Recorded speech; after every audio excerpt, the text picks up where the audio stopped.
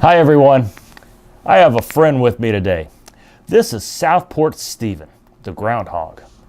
He's kind of shy, but he's also pretty happy.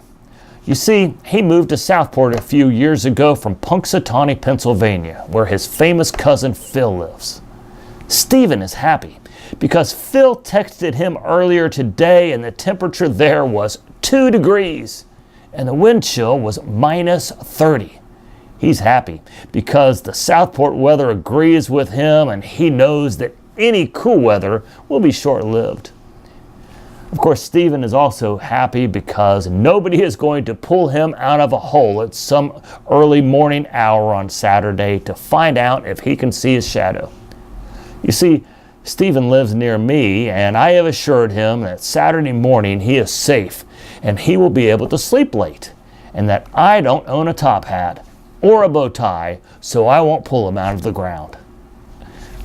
The bad news is that Stephen will see his shadow when he gets up, and we will have 6 more weeks of winter. Of course, that is because it is only early February and spring doesn't start again until the 3rd week in March. But again, Stephen is happy because Southport winters are easier. He knows many of you feel the same way. Some of you moved to Southport for the same reason, didn't you? What's that? Enough of the weather, he says. Stephen wants me to remind you of the real reason he came on camera with me today. You see, Stephen is a Jesus follower and is reminded every time he comes out of hibernation of the resurrection of Jesus. As Stephen comes out of a dark hole, he is reminded that God raised Jesus from the dead, and that changes everything.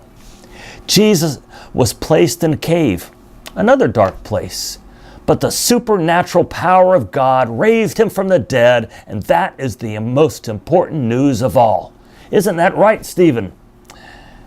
And Stephen also reminds us that after the crucifixion, the Holy Spirit, the Helper, was sent by God to live in each believer.